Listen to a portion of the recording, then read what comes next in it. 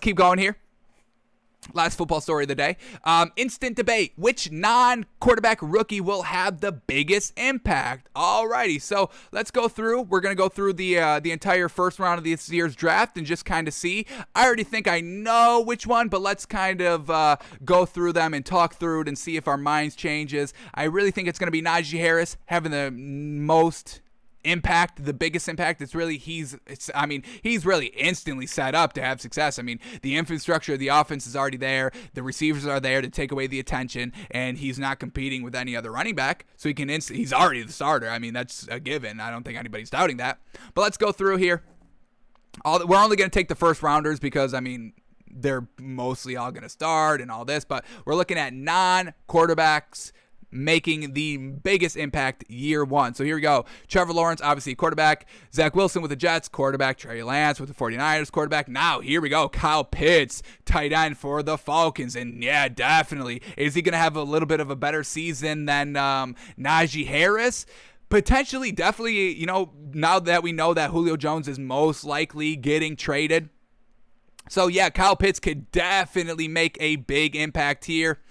So we'll have him as the number one since he's the first one that we ran into. Jamar Chase at LSU. Yes, he's definitely going to make a big impact. I don't know how much. Once again, Joe Burrow, how is he going to progress from year one to year two? How much is kind of a speedy wide receiver going to kind of get it done in this offense as well? I would say that Kyle Pitts would probably have a bigger impact just because the infrastructure is already there in Atlanta, where this Bengals team is coming off that injury of their rookie in the second year of a rookie quarterback and a rookie head coach. So I don't know how much of a huge impact overall. He may have a great year, but when we're talking about overall impact of attributing to wins, I don't know if the Bengals are set up to win right now. So I'm going to give it to Kyle Pitts over Jamar Chase. We get Jalen Waddle with the Dolphins, and, it's solid, but once again, how's Tua going to look? How is our defense that, Brian Flores is, messing around with every single season, bringing in players for 1 year and then getting rid of them the next year, which, I've got no problems with. Brian Flores has never let us down, so I'm always going to believe in what he's doing, but, the running game is still a little bit of a question mark here for the Dolphins, and I don't know if Jalen Waddle is going to be that receiver that really is able to, once again, impact it by getting the wins. I think Kyle Pitts will have a little bit more success there. So we're still going with Kyle Pitts.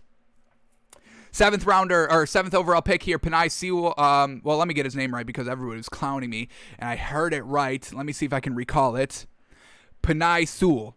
There it is. Bingo, bango. Penei Sewell for the offensive tackle for the Lions here. Once again, I mean, an offensive tackle is not going to make an impact when you have Dan Campbell as head coach. So, no, he's going to have zero impact.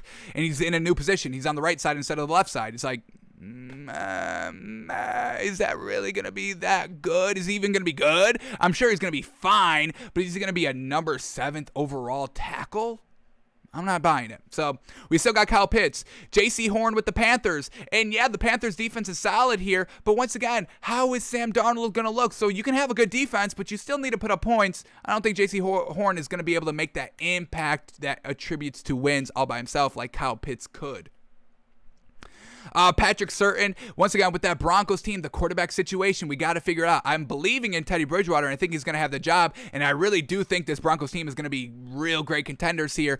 But once again, how is the offense going to work? Is Melvin Gordon still going to be good? He's talking himself up a little bit too much, in my opinion, and I did like Phillip Lindsay a little bit better than him. So overall, in the grand scheme of things, I think it's going to be a little bit more than a cornerback here that makes a true impact.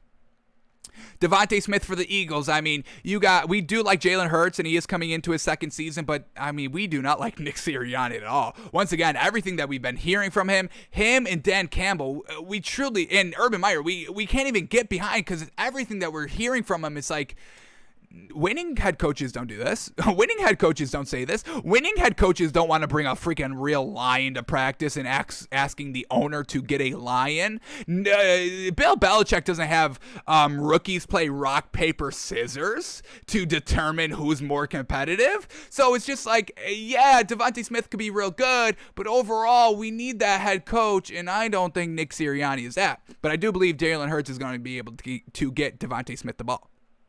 So it's still going with Kyle Pitts here. Justin Fields for the Bears. That's a quarterback. Michael Parsons, linebacker for the Cowboys. I don't care what type of talent you have defensively. You're coached by Dan Campbell. So you better hope you're the Legion of Boom or you're going to flounder. So I can't give it to Michael Parsons. Rashawn Slater, tackle for the Chargers. Once again, are we going to believe in a tackle? We have this kind of head coach that has a lot of pressure on him because they just fired Anthony Lynn, who did a solid job, but the only knock on Anthony Lynn was that he lost close games. So we'll see if the offensive tackle here is the main key that really turns around this Chargers teams and has them start winning those close games. I can't give it to him either. So we're still going with Kyle Pitts.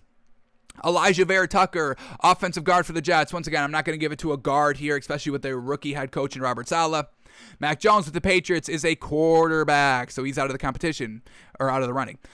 Here we go. Zaven Collins, linebacker for the Cardinals. Absolutely. He could definitely be, I mean, the offense is always loaded here for the Cardinals. That's definitely not the problem. And the defense just needed something else to kind of shore it up. You've got Budda Baker. You've got J.J. Watt coming off of the line. So they did lose Patrick Peterson, a corner. So I don't know if the linebacker is going to make that more of an impact than a corner, but a new corner. But yeah, Zaven Collins definitely. I think I might give it to Zaven Collins so far. Honestly, we loved what we saw. Is he? What do we got on our big board here? Was he our number one linebacker? Let's quickly get that up. Do we even have it up anymore? Did our Google Docs close? Oh no. Damn, we'll have to get that back up. Oh, it's right here. I think. If I go back? Here we go. Okay.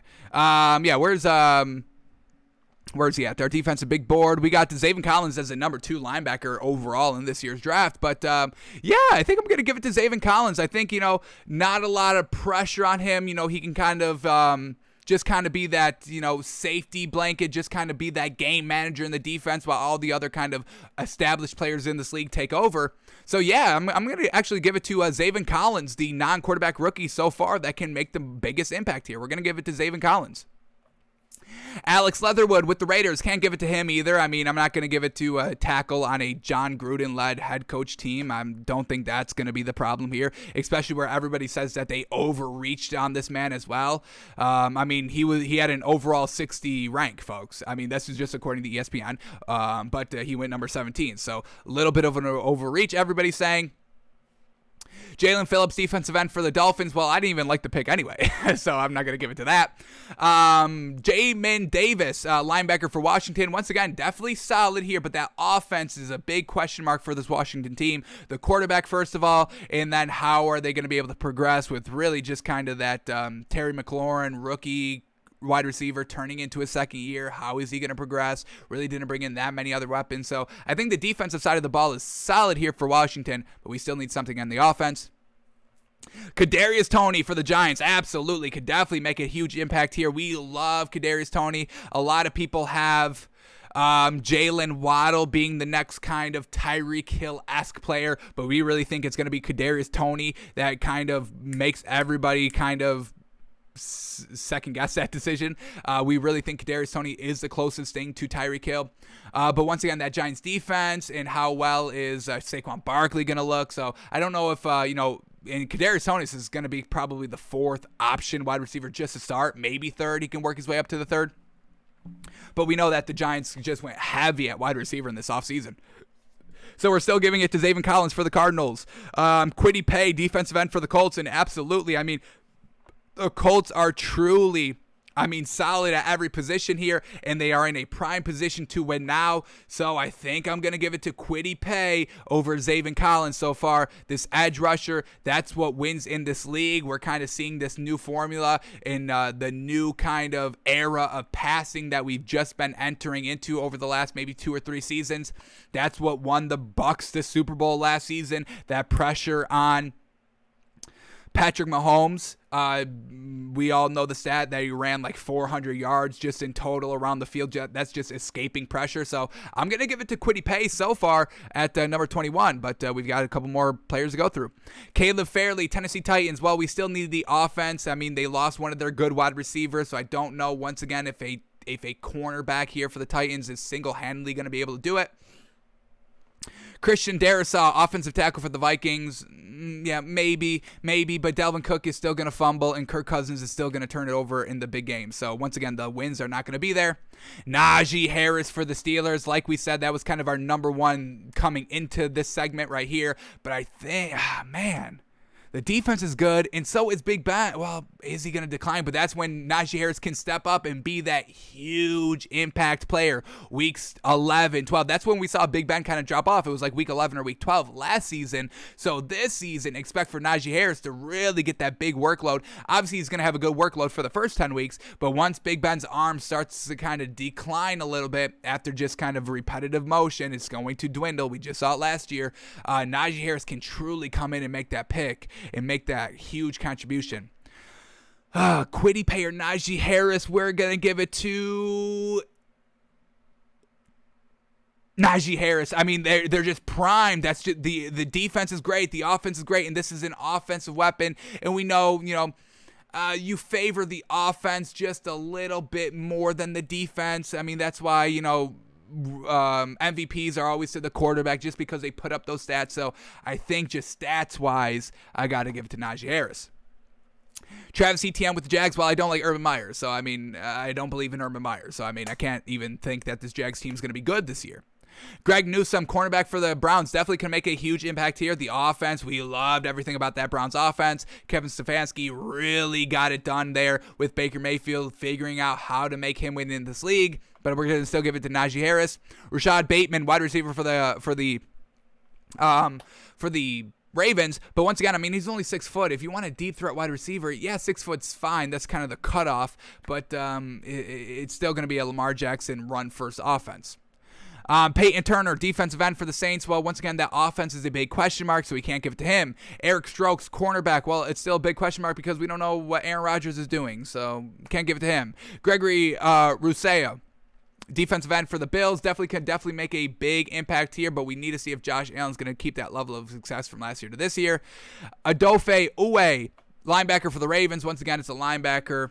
Not going to give it to him. And then Joe Tyron, outside linebacker for the Bucs. I mean, he's not even going to play, folks. All starters are returning, so he's probably not going to make that much of an impact just because of that. So I'm going to give it to Najee Harris, but I truly think Quiddy Pay is a very, very, very, very close second there of non-quarterbacks that are going to come in and make an impact year one.